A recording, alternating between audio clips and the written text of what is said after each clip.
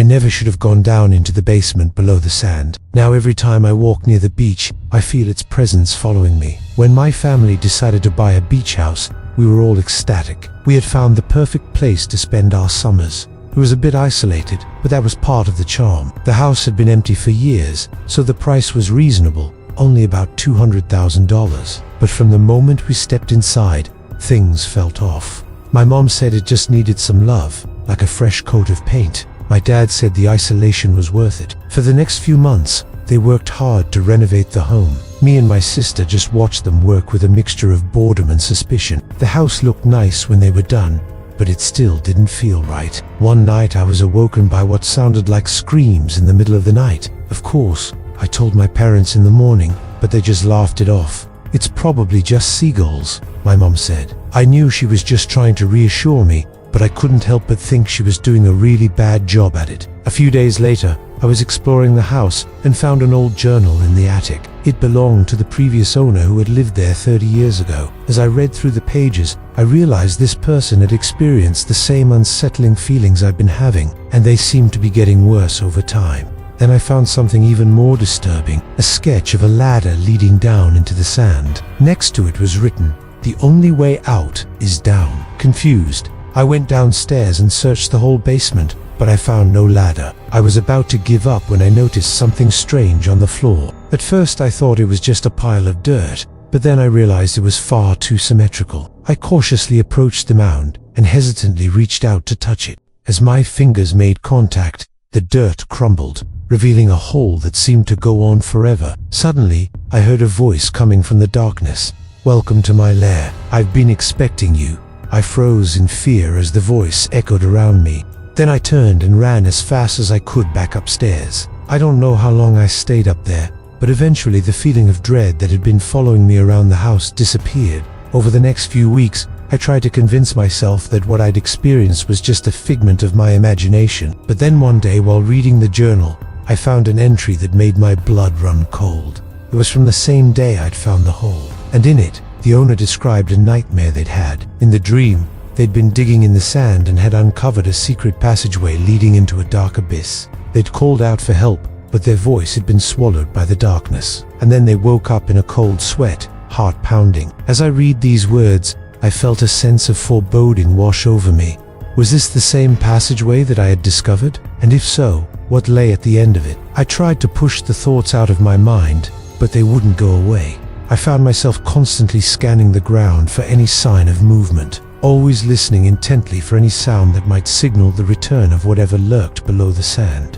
But it wasn't just the journal entries that troubled me. I started having nightmares of my own, vivid dreams of being buried alive in the sand, unable to escape the suffocating darkness that threatened to consume me. I would wake up gasping for breath, my body drenched in sweat, and as the days passed, the line between my dreams and reality began to blur. One evening, I was sitting alone in the house when I heard a scratching sound at the window. I jumped, startled by the sudden noise, and rushed to the window to look out. But all I saw was a tree branch swaying in the wind. I told myself it was nothing, just my imagination playing tricks on me. But the next day, the scratching returned. I found myself constantly looking over my shoulder, half expecting to see the manifestation of my fear standing behind me. Then one afternoon, as I was walking along the beach, the scratching came again. This time it was coming from the sand. I stopped in my tracks, my heart pounding in my chest.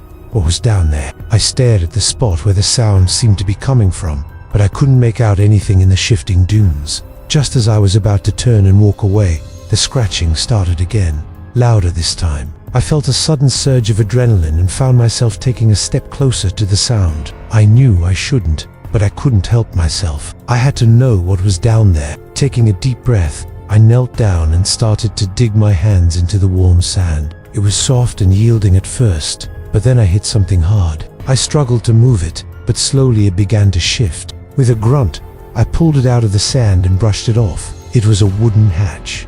I stared at it in disbelief. Had I really found it? The hatch that led to the secret passageway? I hesitated for a moment, fear gnawing at my insides. What if what the owner had feared all those years ago was still down there waiting for me?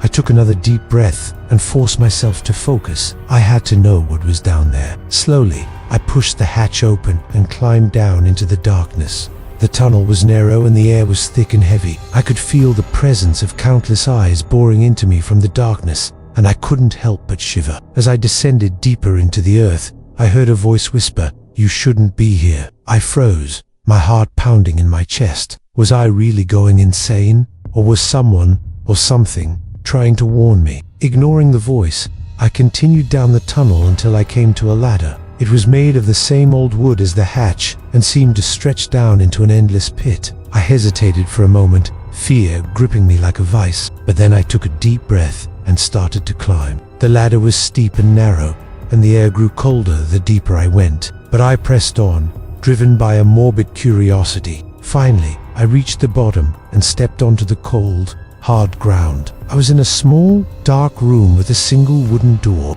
The air was stagnant and heavy, and I could feel a strange energy all around me. As I approached the door, I could hear a faint sound coming from the other side. It was a low, guttural growl that sent shivers down my spine. I hesitated, my hand hovering over the doorknob.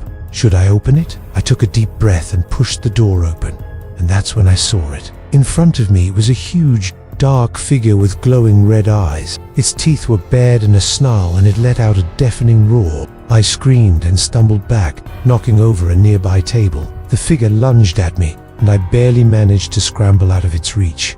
I turned and ran, racing toward the door. But as I reached for it, a hand shot out and grabbed my ankle. I fell to the ground, and the figure loomed over me, its eyes boring into mine. I struggled to free myself from its grasp, but its grip was like iron.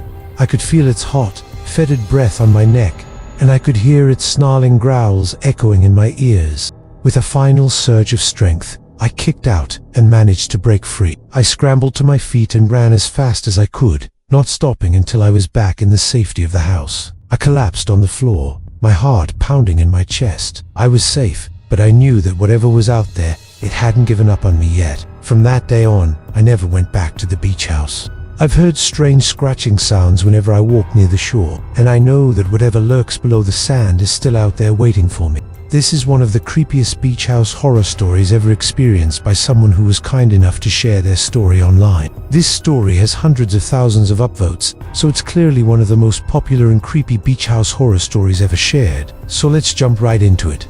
I grew up on the eastern shore of a state. It's a very rural area with miles and miles of beaches that are rarely patrolled. During summer vacation when I was about 13, my family decided we were going to rent a beach house for 2 weeks, while my dad looked for a potential building site for his new office. The plan was to live out of a suitcase, go swimming in the ocean every day, and generally have a great time. We found a house on the south end of the 𝗢𝗂𝗄𝗂 beach area near a famous state park. 𝗢𝗂𝗄𝗂 State Park is known for its wild horses and camping.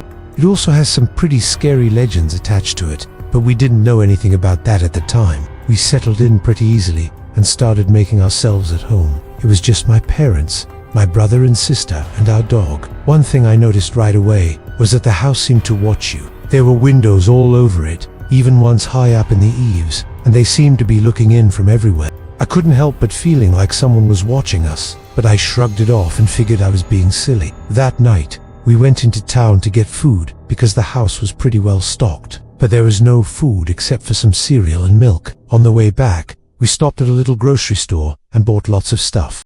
As we're pulling into the driveway, I noticed the neighbors, an elderly couple, standing at the end of their driveway waving. I thought it was strange, but not really worth paying any attention to, and we said hi and kept driving. When we got inside, I noticed that almost every single window had been covered with curtains or blinds. Even the ones that were upstairs and wouldn't normally have them had them. My mom said she'd put them up because she likes privacy and it gets dark early. That sounded reasonable enough, so I didn't think about it again. About 9 p.m., my parents and brother went out to look at the beach from the front yard, while I stayed inside to take care of the dog. After a few minutes, I joined them. The beach was beautiful and completely empty. Only the sound of waves could be heard. It was gorgeous. After we headed back to the house, I noticed a large bonfire on the beach. I thought it was odd since it was late and the closest house was ours. I didn't think much of it and went to bed. Around 3 a.m., I woke up from what I can only describe as dread. I knew I wasn't dreaming. I was wide awake and terrified. I could feel my heart pounding in my chest and my breath coming in short gasps. I slowly began to realize that all of the bedroom curtains had been drawn shut. I began to panic and shake. Then I heard a knock at the window. I don't remember if it was on the inside or outside of the window, but I do remember it sounding incredibly loud in the quiet of the night. My dad came to check on me after hearing me scream, and he helped me unlatch the curtain to see outside. I was shaking uncontrollably and trying to make him understand that someone was out there. When he finally got the curtain open, he looked out the window and told me there was nothing there and that everything was fine. He tucked me back in and left. In the morning after, of course, not sleeping at all, I told my mum about what happened and she said that maybe it was the wind. I still felt uneasy, but tried to shake it off for the sake of my family. We went down to the beach, which was littered with driftwood from the night before's storm. While searching for interesting pieces of driftwood, my brother and I found some weird rocks that were shaped oddly. My mum said they were probably from a nearby creek, so we didn't think much of it and took them back to the house. That night, my dad set up a fire pit and we roasted marshmallows and made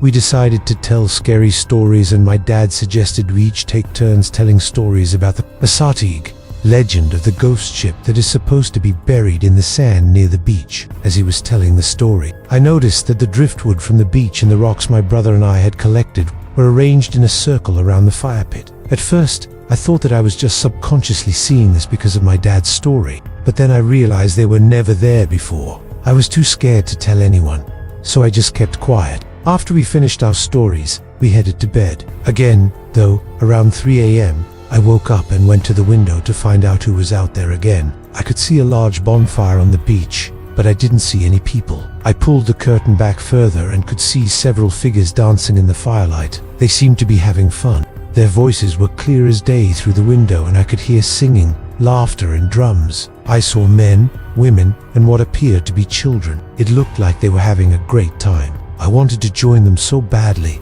but I was frozen in place, unable to move.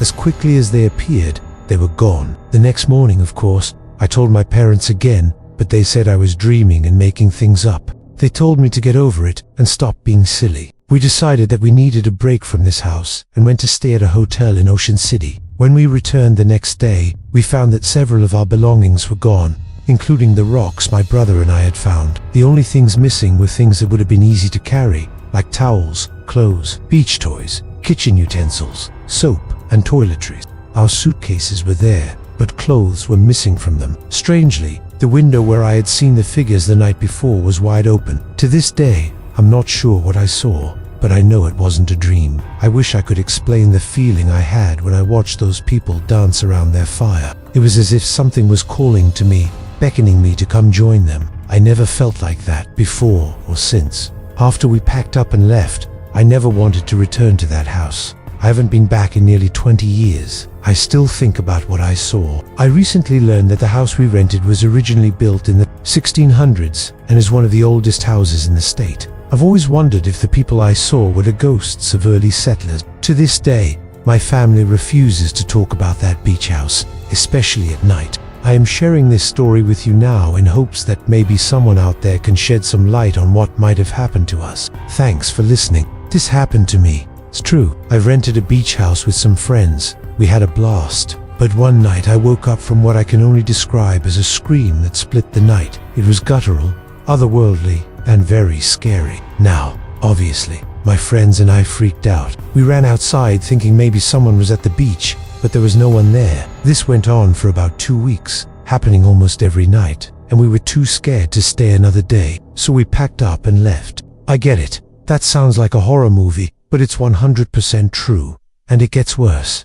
The house we rented was beautiful. It had amazing views of the beach and the water, which is why I thought it was so weird when the owner told us that we could go down to the beach. There was something wrong with it, he said, but he didn't say what. Now, renting a beach house, I figured it would be rude not to go to the beach, especially since we had such easy access to it. Plus, it wasn't like I was going to go swimming.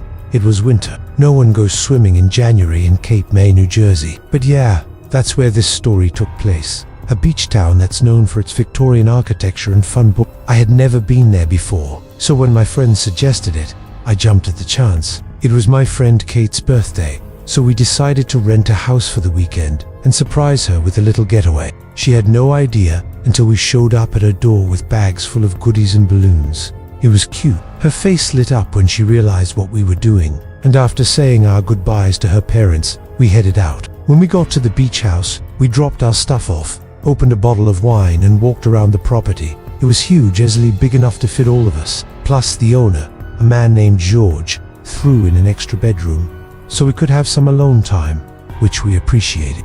One of the bedrooms was on the ground floor right above the beach. We'll call that the beach bedroom, and then the rest of the bedrooms were upstairs. After showing us around the house, George warned us again about going down to the beach. Something about it just doesn't feel right, he said. He tried to hide it, but we could tell that he was staring at us while he was talking. It was creepy. He then said, though, that if we wanted to walk along the beach, we could do that from the boardwalk, which made sense. So we said okay and thanked him for his hospitality. The rest of the evening was filled with laughing, reminiscing and getting reacquainted. We hadn't seen each other in a while, and it was nice to catch up. After a while, we started playing charades, which quickly turned into a shouting match because no one could guess what I was trying to say. Eventually, we all just ended up in bed, falling asleep to the sound of the waves crashing against the shore. I woke up first. I don't know how long I slept for, but when I opened my eyes, I could see sunlight streaming in through the window. I sat up and looked around. I was in the beach bedroom. I remember choosing this room last minute because I wanted to be close to the beach. At least that's what I thought I did. I must have gotten confused because when I went to the window and looked outside, I saw sand. The entire front of the house was made up of glass windows, which meant that my room actually overlooked the beach. I remember distinctly because when I turned around, I saw a white dress sitting on the end of my bed. I wasn't wearing a white dress yesterday, so I got out of bed to investigate. As I approached the dress, I started to panic. I had never seen anything like it. It looked old, like it had been hanging out in the attic for decades. I don't even like wearing white dresses, so I'm not sure why it was there. I pulled it closer to inspect it more closely. On the inside, there was a tag that read the limited edition collection, June 1976. The style number underneath said 803. By now, my heart was beating 1,000,000 miles an hour. I knew I should throw it in the trash, but something stopped me. Probably my morbid curiosity. So I put the dress on. It was way too big for me, but that didn't matter. I was too distracted by the fact that the zipper kept getting stuck, like it was almost as if something was blocking it from closing. Once it finally zipped up, I stared at myself in the mirror. I looked ridiculous. I mean, I'm no fashionista, but something about this dress just seemed out of place. I ended up taking it off and putting it back on the bed, which is when I noticed a small purple stain on the fabric. It didn't look like blood, so I'm not sure what it was. I threw the dress in the hamper and got dressed. I had to get everyone else up so we could start our day. As I started opening the curtains, I heard a loud bang outside. I assumed it was one of my friends, so I didn't think much of it. After everyone got up, we all stood in the kitchen drinking coffee and eating breakfast. We talked about how we were going to spend the day, with most of us wanting to go to the beach. I brought it up, but no one responded. They were all just staring out the window. I followed their gaze and saw that there was a police car parked in front of the house. I said, "What does that mean?" And they said, "I don't know." An hour later, the police car was still there, but now there were two. My friends and I looked at each other. No one said anything, but I knew we needed to talk to someone. So I grabbed my phone and dialed 911. I explained the situation, and the operator told me that the police would be right there. She also asked me to come back on the line if anything happened, which I did, but nothing did. The police eventually left, but they never said a word to us. It was super weird. At this point, none of us felt like staying in the house anymore, so we packed up and headed home. But here's the thing, when we got home, Kate received a phone call from the police. They told her that they had found a body and that they wanted to ask her a few questions. They then asked her to come down to the station to help with the investigation. Of course, she called us all and we rushed over there. It turns out that the dress I had tried on belonged to a woman who had gone missing 42 years prior. Her name was Mary Sullivan, and she'd been staying at the same beach house we had rented. Apparently, it had been used as a vacation rental for a while, but after the incident, it was converted into a private residence. When they found Mary's body, it was near the beach, but it was covered in concrete. I guess the tide must have changed because recently someone spotted the dress sticking out of the cement. This is why the police came to the house. They were hoping that the people renting it might have found something else. The case went cold almost immediately after her body was found, and I guess they just never thought they'd get another lead. To this day, We don't know who Mary was or how she died, and the police never found out either. It's just another unsolved mystery in a long line of unsolved mysteries. We never stayed at that beach house again, but I still think about what I might have done differently. Do you think I should have called the police sooner? Should I have tried to find out who owned the dress? Or was it best that I didn't interfere at all? Let me know your thoughts. Thanks for listening, and see you next time.